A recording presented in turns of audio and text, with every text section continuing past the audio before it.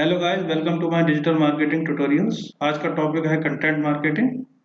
पिछले ट्यूटोरियल में मैंने इसके बारे में डिस्कशन किया था और मैंने बताया था कंटेंट मार्केटिंग की क्या इंपॉर्टेंस है, क्या स्ट्रेटजीज हैं जिससे आप कंटेंट की मार्केटिंग कर सकते हैं। मैंने आपको कुछ टिप्स भी दिए थे जिससे आप अपना कंटेंट डेवलप कर सकते हैं या आपको अपना कंटेंट डेवलप करने में किन किन चीज़ों का ध्यान रखना चाहिए। उसके बाद मैंने बताया था कि कितनी तरीके के फॉर्मेट्स होते हैं जिसमें आप अपने कंटेंट को डिजाइन कर सकते हैं। कंटेंट चार तरीके का होता है: image, text, audio and video. इन्हीं चार फॉर्मेट्स को आपको अलग अलग तरीके से यूज करना होता है। आइए शुरू करते हैं आज का tutorial. Why content marketing is so important? Lots of businesses uses content to promote their brand like leaflet, pamphlet, flags, board, etc. अब कोई भी जो कंपनी है या फिर कोई बिजनेस है, छोटा हो या बड़ा, वो अपने कंटेंट को प्रमोट करते हैं। लेफलेट से कर सकते हैं, पैम्पलेट से कर सकते हैं, फ्लैक्स बोर्ड से कर सकते हैं। ये सारे ट्रेडिशनल मेथड हैं।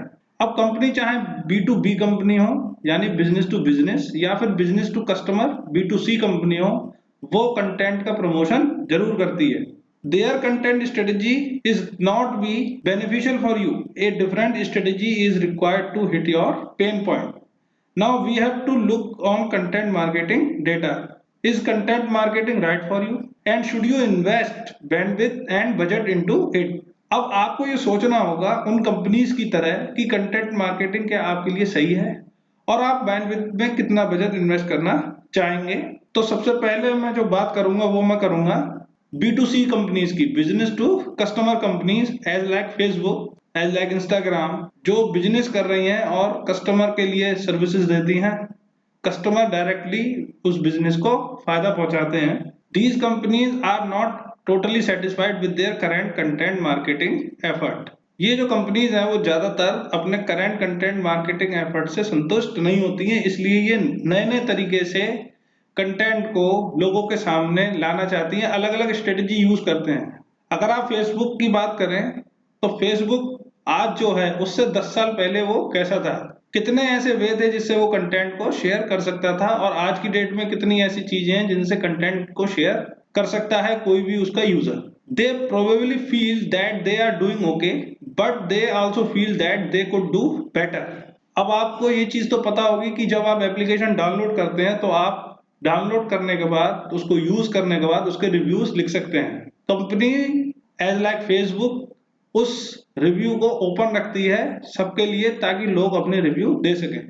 जब कस्टमर्स अपने रिव्यू उसमें लिखते हैं उसके आधार पे उसको बेस बना के, चाहे वो फेसबुक हो, चाहे वो व्हाट्सएप हो, चाहे वो इंस्टाग्राम हो, वो अपनी सर्विसेज को अपग्रेड करते रहते हैं और उनके नए नए वर्जन मार्केट में आते रहते हैं। अभी मैंने जैसे आपको फेसबुक का एग्जांपल दिया था, ऐसे ही व्हाट्सएप में आप देखिए 10 साल पहले वो कैसा था और आज की डेट में वो कैसा हो गया है। अगर बात करें top priorities for B2C content creators, जो बिजनेस टू कस्टमर कंपनीज है वो कंटेंट क्रिएशन में किसको प्रायोरिटी देती हैं, तो 73% लोगों का कहना यह है creating more engaging content, better understanding of what content is effective and what is not, ये 58% लोगों का कहना है। Creating visual content 55%, finding more better ways to repurpose content 44%, content optimization 43%। Content को भी ऑप्टिमाइज करना बहुत ज्यादा जरूरी है, ये लगभग 50% के आसपास होता है। आप कंटेंट को कैसे ऑप्टिमाइज कर सकते हैं मैं आपको आगे बताऊंगा। Business to business companies, B2B content marketer struggle to create engaging content. लगभग 60% लोग ऐसे हैं जो स्ट्रगल कर रहे हैं बिजनेस टू बिजनेस कंपनीज की मार्केटिंग के लिए। Top challenges for business to business content marketers, जो चैलेंजेस हैं B2B कंपनीज के लिए वो क्या है? Producing engaging content, measuring content effectiveness 57% लोग हैं इसमें, producing content consistently 57%, measuring return on investment of the content marketing program 52%, lack of budget 35%, producing a variety of content 35%। अगर मैं बिजनेस टू बिजनेस कंपनीज की बात करूं तो वो ऐसी कंपनीज होती हैं जिनका दायरा थोड़ा सा सीमित होता है। एज लाइक फेसबुक को यूज करने वाले लोग बहुत हैं, पर उसका जो बिजनेस मैनेजर है, फेसबुक बिजनेस मैनेजर को यूज करने वाले जो लोग हैं वो सीमित हैं, वो कम है। इसी तरीके से कोई भी कंपनी जो B2B एरिया में एग्जिस्ट करती है उसका जो सर्कल है वो थोड़ा सा डेफिनेट हो जाता है, इसलिए वो स्ट्रगल करते हैं एंगेजिंग कंटेंट बनाने में। उनको पता नहीं चल पाता कि कौन सा कंटेंट अच्छा है और कौन सा कंटेंट खराब है। That doesn't necessarily mean that content marketing is wrong for their business. इसका मतलब ये बिल्कुल नहीं है कि उनके बिजनेस के लिए कंटेंट मार्केटिंग है नहीं या फिर गलत है। People are trying to create more and more content every year because great, mediocre and terrible blog posts, videos and infographics are increasingly cluttering the online environment. Even though a lot of businesses are struggling with their content creation, many also understand the current power of their strategies. So you have to create more and more engaging content for your website business to engage your customers. यहाँ तक कि अगर आपका कोई physical store है और आप Google my business पे उसको रजिस्टर करते हैं तो उसमें आपको कंटेंट डेली या किसी सीमित समय के बाद रेगुलरली, जो ट्यून की मैं बात कर रहा था, पीरियोडिक ट्यून अप आपको रखना ही पड़ेगा। आपको हर 2 दिन पे 3 दिन पे कुछ ना कुछ कंटेंट वहां अपडेट करना पड़ेगा।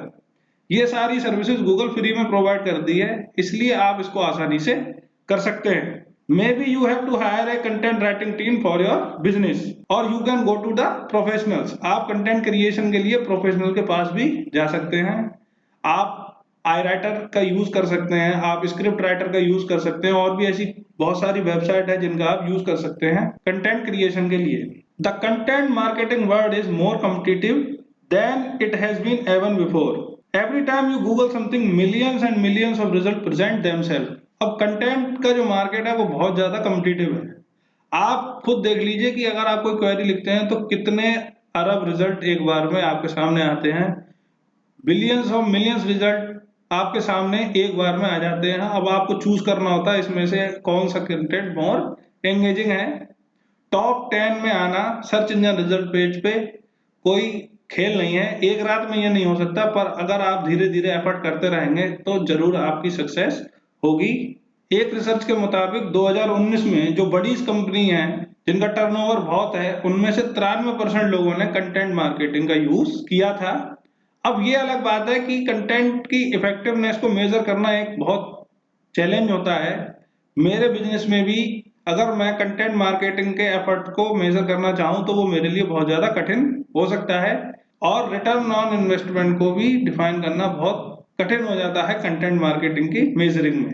अभी जो लास्ट फेज है आपके 3D क्रिएशन में, मैपिंग ऑफ कंटेंट, तो यह मार्केटिंग सेल्स फनल आपके सामने आ रही है। तो जो आपका फनल है वहां ऊपर से आपको दिख रहा होगा कौन लोग आ रहे हैं। यहाँ से वेबसाइट विजिटर आपकी वेबसाइट पर आ रहे हैं। 75% आर लुकिंग फॉर इंफॉर्मेशन। 75% लोग ऐसे हैं जो इंफॉर्मेशन को देख रहे हैं या उसको जानना चाह रहे हैं। अब आपने उनके सामने कई तरीके के कंटेंट उनके सामने रख दिए हैं, जिसमें नो रिस्क ऑफर में मैं आपको बताता हूं कौन कौन सी चीजें आती हैं।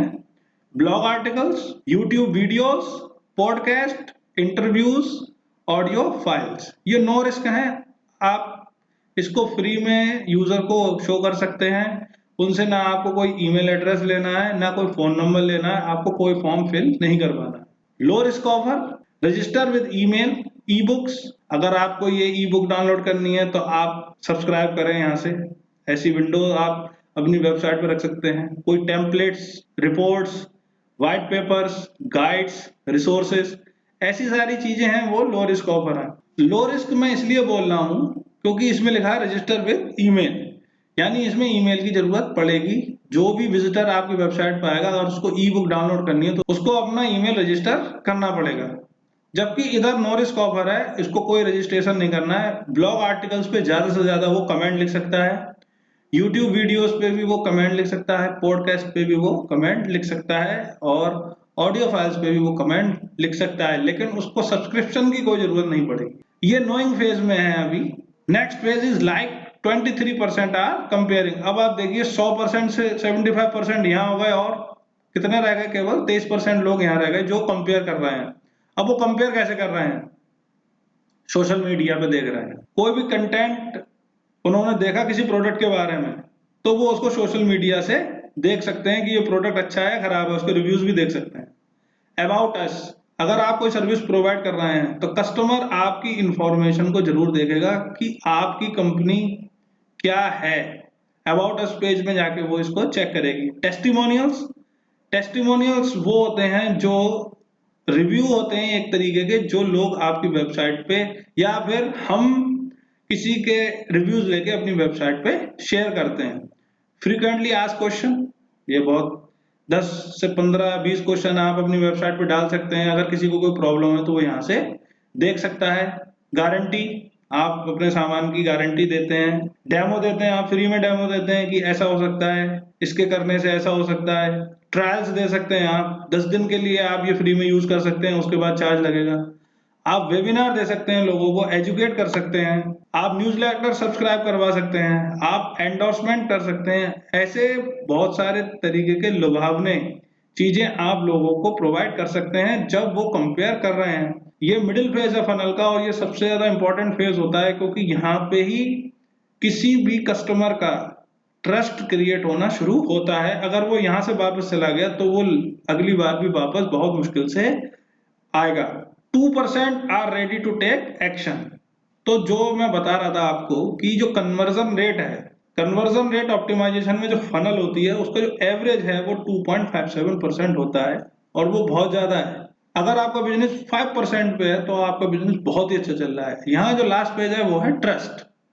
ट्रस्ट उसमें क्या आता है? Contact us, enquire, buy now. ये सारी चीजें यहाँ पे फिलअप होती हैं। या तो वो कॉन्टेक्ट अस पे क्लिक करेगा, एनक्वायर करेगा, आपकी वेबसाइट पे कोई भी फॉर्म है उसको फिलअप करके एनक्वायर करेगा, या फिर आपकी अगर कोई ऐसी ई कॉमर्स वेबसाइट है तो वहां से वो प्रोडक्ट को बाय कर लेगा और ये कस्टमर हो जाएगा। ये जो कंटेंट मार्केटिंग की फनल है ये कस्टमर्स तक है। इसके बाद आती है एडवोकेसी। एडवोकेसी में जो ये 2% लोग हैं ये आपके प्रोडक्ट को फर्दर शेयर करते हैं। शेयर वो कर सकते हैं किसी और लिंक पे, सोशल मीडिया पे, या कहीं और उसको भी शेयर कर सकते हैं। तो ये सेल्स फनल है। आप इसका खास तौर से ध्यान रखें कि आपको अपनी वेबसाइट पे विजिटर ज्यादा से ज्यादा करने हैं। उसके बाद आपको उनको कोई ऑफर देना है जिसको वो चूज करते हैं, और उनको अच्छे से एंगेज करना है। उनको बताना है कि उनकी वेबसाइट को क्या क्या जरूरत है। अभी इसके बारे में हम बात ही कर रहे थे, conversion rate optimization. So conversion rate optimization is the systematic process of increasing the percentage of website visitors who take a desired action. It may be that filling out a form, becoming customer, or otherwise. People see your content and then they know who you are. But if they don't join your email list or opt on to something, then you don't know who they are. That further means that you have no way to track out many people actually bought the product because they learned about your business from their content you created. कई बार ऐसा होता है हमारी website पे bounce rate बढ़ता है। लोग हमारी वेबसाइट पे आते हैं, कंटेंट को रीड करते हैं और वहां से बाहर चले जाते हैं। तो आपको देखना होगा कि आपने जो कंटेंट बनाया है वो एंगेजिंग है या नहीं है। और इसी वजह से कंटेंट मार्केटिंग स्ट्रेटेजी को मेजर करना बहुत ज्यादा कठिन होता है। मान लो मैं यहाँ पे बात कर रहा हूँ, यहाँ पे ये जो इमेज आ रही है कंटेंट मार्केटिंग स्ट्रेटेजी, फर्स्ट है क्रिएट। पहले आप कंटेंट को क्रिएट करते हैं, फिर आप उसको प्रमोट करते हैं, फिर उसके बाद कन्वर्जन होता है, जैसा भी सेल्स फनल में मैंने बताया। अब यहाँ पे attract visitor, blog post, web content, articles, ये टॉप है सेल्स फनल का। मिडिल फनल में ये दोनों चीजें आ रही हैं, जिसमें है गैदर कॉन्टेक्ट इंफॉर्मेशन और मोर इंटरेक्शन।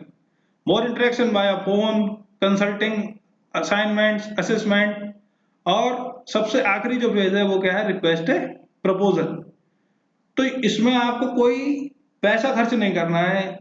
अगर आप पैसा खर्च करते हैं डिजिटल मार्केटिंग में तो वो मेजरेबल फॉर्म होती है, लेकिन इसमें मेजर करना बहुत कठिन है। मेजरेबल फॉर्म ये भी है क्योंकि ये डायरेक्टली हो रही है, इसके लिए आपको एसईओ का यूज करना पड़ेगा, लेकिन इसको मेजर करना बहुत ज्यादा कठिन होता है कि लोग कन्वर्जन क्यों नहीं कर रहे हैं। आपको देखना पड़ेगा कि मेरी वेबसाइट पे लैंडिंग पेज खराब है, या फिर कीवर्ड्स नहीं है, या फिर कंटेंट बहुत ज्यादा खराब है, मेरी वेबसाइट का आर्किटेक्चर सही है या नहीं है। बहुत सारी चीजें आपको इसमें देखनी पड़ेंगी, और जैसे जैसे आप इसमें एक्सपीरियंस गेन करते जाएंगे आप बहुत जल्दी सीख जाएंगे कि वेबसाइट पे कंटेंट कैसे रखा जाता है। So tips for writing and engaging content, वो क्या क्या जरूरी बातें हैं जो हमें ध्यान रखनी चाहिए जब हम कोई कंटेंट लिख रहे हैं। Write your content in innovative way. For this you consider the following points. Innovative way में आपको कंटेंट लिखना चाहिए. Create with intent. आपके पास कोई इंटेंट होना चाहिए जिसके लिए आप कंटेंट बनाएं. Make it too valuable. Stay creative. Lean into your strength and passion. आप सहारा लें अपनी स्ट्रेंथ का और पैशन का. Create action oriented content. किसी एक्शन के ओरिएंट होकर कंटेंट बनाएं. So whether you run a B2B company or B2C company, you have to write engaging content so that आपके फिजिकल स्टोर पे या फिर आपकी वेबसाइट पे ज्यादा से ज्यादा लोग आए. एंगेजमेंट की अगर बात करूं, एंगेजमेंट वो चीज है जिससे आप अपनी ऑडियंस से कम्युनिकेट कर सकते हैं और करते भी हैं. 55% कंज्यूमर ज्यादा पे करने को तैयार है अगर उन्हें आपका कंटेंट बहुत अच्छा लगता है. अगर मैं कंटेंट की बात करूं डिलीवरी की, तो इंडिया में भी बहुत सारे ऐसे अच्छे लोग हैं जो बहुत अच्छा कंटेंट इस समय डिलीवर कर रहे हैं और उनकी फॉलोइंग आज की डेट में सेलिब्रिटी की फॉलोइंग से ज्यादा हो रही है. उनमें से जो कुछ एग्जाम्पल हैं वो है अमित भटाना, वीवी की वाइन्स, भवन माम, टेक्निकल गुरुजी, संदीप माहेश्वरी और ऐसे बहुत सारे चैनल हैं इंडिया के जो बहुत अच्छा कंटेंट प्रोवाइड करते हैं और उसकी वजह से उनका जो यूट्यूब चैनल है उस पर फॉलोइंग बहुत ज्यादा है. अभी मैं आपको कुछ एग्जांपल दिखाता हूँ वेबसाइट के जो बहुत ही अच्छा कंटेंट लिखती हैं. अभी सीधे चलेंगे इंटरनेट ब्राउजर पे और देखेंगे ऐसी कौन कौन सी वेबसाइट है. पहले मैं इंडिया की बताऊंगा फिर मैं बाहर की बताऊंगा. तो सबसे पहली वेबसाइट जो मैं अच्छी मानता हूँ इंडिया के लिए वो है scoopwhoop.com. शुरू में ये फेसबुक का एक पेज था और धीरे धीरे इन्होंने अपनी फेसबुक पेज पे ट्रैफिक लाना शुरू किया और इन्होंने अपनी वेबसाइट लॉन्च की. आज की डेट में इंडिया की सबसे बड़ी वेबसाइट है जिसपे सबसे ज्यादा कंटेंट है. तो scoopwhoop.com एक बहुत ही अच्छी वेबसाइट है. ये बहुत ज्यादा कंटेंट बनाते हैं डेली और शेयर करते हैं. अगर आप इसमें देखें तो अभी लगभग 11 बज रहे हैं और 3 घंटे पहले ही ये किसी ने आर्टिकल लिखा है इस पे. ईरा शुक्ला, ईशी कानोडिया, धीरेन्द्र कुमार, कई सारे लोग इस पे आर्टिकल लिख रहे हैं और ये डेली कुछ ना कुछ शेयर करते हैं. इनका यूट्यूब चैनल भी है. तो मतलब कई तरीके से ये कंटेंट सर्व करते हैं. कई तरीके के ब्लॉग्स भी लिखते हैं, करंट टॉपिक से भी लिखते हैं. जैसे अभी आप देख रहे हैं कोरोना वायरस के बारे में यहाँ पे ब्लॉग आ रहा था. इसके अलावा इनके जो कैटेगरी पेज हैं वो videos, stories, quizzes, memes, spotlight, सारी चीजें ये बहुत अच्छे से लिखते हैं. तो आप इस वेबसाइट का आइडिया ले सकते हैं कंटेंट क्रिएशन के लिए कि आपको किस हिसाब से कंटेंट लिखना है अपनी वेबसाइट पे. दूसरी वेबसाइट की मैं बात करूंगा रजनीकांत वर्सेस सीआईडी जोक. ये भी एक बहुत अच्छी वेबसाइट है और काफी सारे इस पे तरीके आप जान सकते हैं कि कैसे कंटेंट को प्लेस करना चाहिए अपनी वेबसाइट पे. कहाँ इमेज आनी चाहिए, कहाँ टेक्स्ट आना चाहिए, कहाँ H1 हेडिंग आनी चाहिए या फिर कहाँ डिस्क्रिप्शन आना चाहिए. अगर आप इसकी कोडिंग चेक करना चाहते हैं, सोर्स कोड देखना चाहते हैं तो वो भी देख सकते हैं. और ये पेज कैसे लिख सकते हैं कंटेंट, बहुत अच्छे एग्जाम्पल हैं जो आप इसमें देख सकते हैं. इधर लिखा आ रहा है लेटेस्ट और ट्रेंडिंग भी देख सकते हैं आप. इधर ट्रेंडिंग में आ रहा है Sakshi hits out and media house for fake news. बहुत सारी चीजें हैं जो इसमें आ रही हैं. ये तो इंडिया की 2 वेबसाइट हैं, बहुत अच्छी हैं. इसके अलावा आउटडोर गेयर लैब, ये एक बाहर की वेबसाइट है और ये दुनिया की उन चुनिंदा वेबसाइट्स में से एक है जो एफिलिएट मार्केटिंग से सबसे ज्यादा पैसा कमाती हैं. अगर आप इसमें देखें तो ब्लॉग्स जो ये लिखते हैं रिव्यूज में, men's, women's, footwear, camp hike, climb, bike, snow, paddle, fitness, travel. अगर आप इसका कोई भी पेज ओपन करके देखें, सपोज मैं बाइक पेज ओपन कर रहा हूँ, तो ये बहुत अच्छे ब्लॉग्स लिखते हैं. देखिए यहाँ पे इमेज आ रही है, नीचे टेक्स्ट हेडिंग आ रही है, डिस्क्रिप्शन आ रहा है. अगर आप इनका कोई भी ब्लॉग ओपन करके देखें तो आप देखेंगे, जैसे मैं पहला ब्लॉग ओपन कर रहा हूँ माउंटेन बाइकिंग, तो the latest reviews of mountain biking, सारी चीजें आ रही हैं यहाँ पे. इस वाले को ओपन करते हैं, माउंटेन बाइक शूज, शूज को ओपन करते हैं.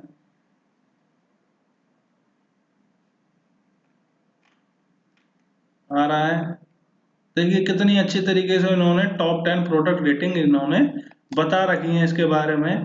टेबुलेटेड फॉर्म में कितने अच्छे से दिखा रखा है. कौन सी ऐसे शूज हैं जो एडिटर्स चॉइस हैं, कौन से ऐसे शूज हैं जो बेस्ट बाय में आ रहे हैं. सारी चीजें, star rating, pros, cons, bottom line, comfort, workability, सारी चीजें। ये एक ऐसी वेबसाइट है जो खुद ही प्रोडक्ट को यूज करती है और उसके बाद ही रिव्यू देती है। तो इनकी जो बात है वो कई सारे लोग मानते हैं, इस वजह से इस वेबसाइट को फॉलो भी करते हैं। जैसा कि पहले बताया था मैंने कि एफिलिएट मार्केटिंग में सबसे ज्यादा पैसे कमाने वाली जो वेबसाइट है उसमें से आउटडोर गेयर लैब एक वेबसाइट है, क्योंकि इनके जो रिव्यूज हैं वो बहुत ज्यादा अच्छे होते हैं। ये काफी सारी रिसर्च करते हैं। अगर आप इनके कंटेंट की लेंथ देखें, ब्लॉग्स की लेंथ देखें, तो वो बहुत ज्यादा है। आप देखें कितना बड़ा पेज है ये, सारे स्टेटिस्टिक्स और बहुत सारी चीजें उस पर शेयर करते हैं। तो जब आप रिसर्च करके कंटेंट बनाते हैं तो कंटेंट बहुत जल्दी आपका वायरल हो जाता है और वो आपको बहुत अच्छा बिजनेस दे सकता है। So stages of creating content: attract, engage, convert and retain, जो चारों फनल के पार्ट हैं। There are three basic stage: awareness, consideration and decision. वो फेज जिसमें आप अपने कंटेंट से लोगों के बीच अवेयरनेस लाते हैं। Second is consideration and third is decision. Consideration phase में कोई भी विजिटर या कोई भी कस्टमर सोचता है और थर्ड फेज में वो डिसीजन ले लेता है। तो अवेयरनेस फेज में जो कंटेंट बनता है उसमें the first stage of buyers journey is perception. सबसे पहले जो बायर है वो परसेप्शन करता है आपकी चीज का कि वो कैसी दिखती है। At this stage they are not necessarily ready to buy or even subscribe your email or newsletter. By reading your content they now know who you are. सबसे पहले जब लोग आपकी वेबसाइट पे आते हैं तो वो ना तो ईमेल आईडी देने को तैयार होते हैं, ना कोई भी चीज सब्सक्राइब करते हैं वो आपकी आईडी पे, क्योंकि वो आपको जानते ही नहीं, भरोसा ही नहीं करते। लेकिन जैसे जैसे वो आपके कंटेंट को पढ़ते हैं उनके अंदर एक अवेयरनेस आती है और उसके बाद वो सब्सक्राइब भी कर लेते हैं और आपका लैंडिंग पेज फिल भी कर देते हैं। People must first learn about your business. सबसे पहले जो लोग हैं उनको आपके बिजनेस के बारे में पता लगना चाहिए कि आप कौन है और क्या चीज आप प्रोड्यूस करते हैं। And for that content marketing is perhaps your best ally. उसके लिए कंटेंट मार्केटिंग से अच्छी कोई चीज नहीं हो सकती, क्योंकि एडवर्टाइजमेंट देख के ही लोग आपके पास आते हैं। Naturally if people do not know who you are they can not join your audience. और मोस्ट इंपॉर्टेंटली सबसे ज्यादा जरूरी बात यही है कि वो आपसे कोई भी चीज परचेज नहीं करेंगे, क्योंकि उन्हें उस समय अवेयरनेस नहीं है। तो इस फेज में आप इन चीजों का खास ध्यान रखें जो मैंने अभी बताई हैं। जो अवेयरनेस फेज है इसको मैं एक एग्जांपल से बता सकता हूं कि कैसे आपको कंटेंट को क्रिएट करना है। आप इसको बहुत ध्यान से देखें। आप अपने इंटरनेट ब्राउजर पे जाएं। सबसे पहले ये हम इंटरनेट ब्राउजर पे आ गए, न्यू विंडो ओपन करें और आप यहां पे लिखें best juice for health, best juice for health. अब यहाँ पे जो रिजल्ट आया है उसमें सबसे पहले एक स्निपेट ओपन होके आ रहा है। इसके बारे में मैंने पिछले ट्यूटोरियल में डिस्कस किया था, आपको शायद ध्यान हो। तो ये बता रहे हैं कि 9th healthiest type of juice. तो इनके कंटेंट का क्या बन गया है, इनकी वेबसाइट का एक स्निपेट बन गया है। क्यों? क्योंकि इनका जो कंटेंट है वो सर्फ आउट है, आउटस्टैंडिंग है, इसलिए वो सर्फ से बाहर हो गया है। इतना अच्छा है कि वो एक स्निपेट के रूप में गूगल ने मेरे को बना के दिया है, ताकि मैं और रिजल्ट को देखूं भी ना और सीधे इसको ओपन कर लूं। This shows that how powerful content marketing and SEO together can be building brand awareness. तो इस वेबसाइट के प्रति मेरा जो झुकाव है वो अपने आप ही होने लगेगा, क्योंकि एसईओ और कंटेंट मार्केटिंग के एफर्ट से ये कंटेंट इतना अच्छा हो गया है और ये वेबसाइट इतनी अच्छी हो गई है, इसका फीचर स्निपेट अपने आप ही बनना है। The reality is that people search like crazy. If you are the one coming up on the search then you will see your brand name over and over again. अब मैं जितनी बार ये result खोलूंगा या फिर जितने बार मैं लोगों को बोलूंगा कि आप सर्च इंजन में जाके ये क्वेरी लिख दो, बेस्ट जूस फॉर हेल्थ, वो वेबसाइट सबसे अच्छे रिव्यू लिख रही है जूसेस के बारे में। तो मैं इस चीज से क्या हो रहा है, एक अवेयरनेस क्रिएट हो रही है। Ideally when they click through your content your website and the content itself will continually Impress them. जैसे जैसे वेबसाइट खुलेगी आपका जो कंटेंट है वो विजिटर्स को इम्प्रेस करेगा। It seems like they thought of everything. वो ऐसा सोचेंगे विजिटर कि उन्होंने हर चीज के बारे में देख लिया है और विचार कर लिया है।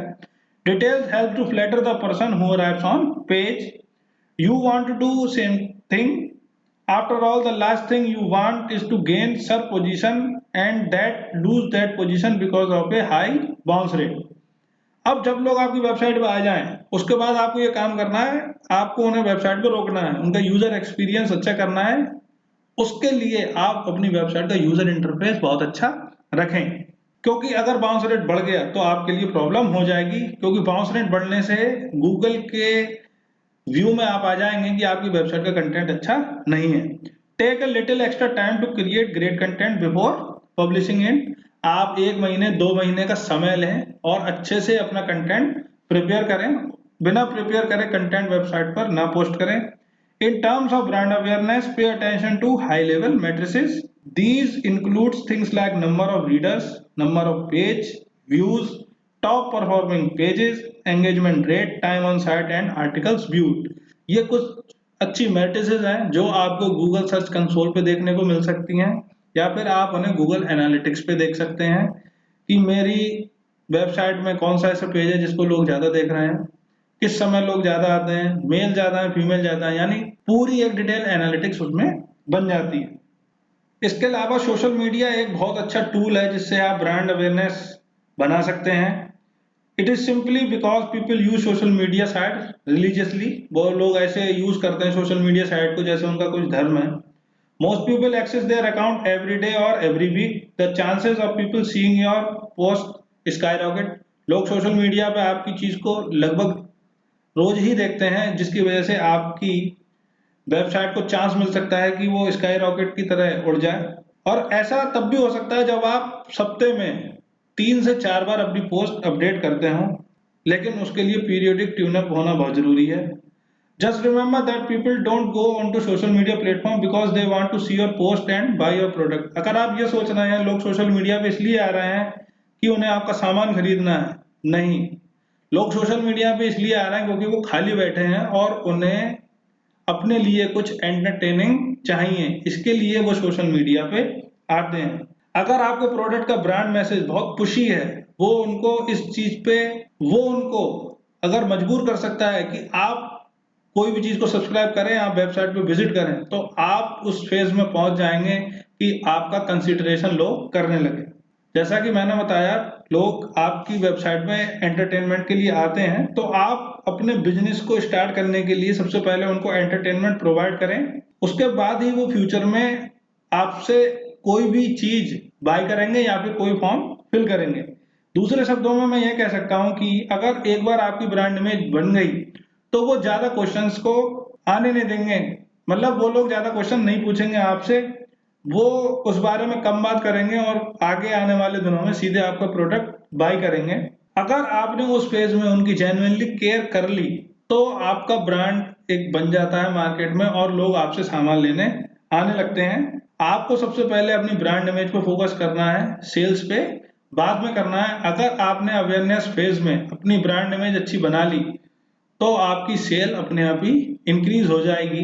तो अट्रैक्शन फेज या अवेयरनेस फेज में आपको इन चीजों का ध्यान रखना है। आई होप आपको बातें समझ आई होंगी। अगर आपकी कोई भी क्वेरी है तो आप कमेंट बॉक्स में लिख सकते हैं या फिर आप विजिट कर सकते हैं www.learntounlearn.com/contactus.php।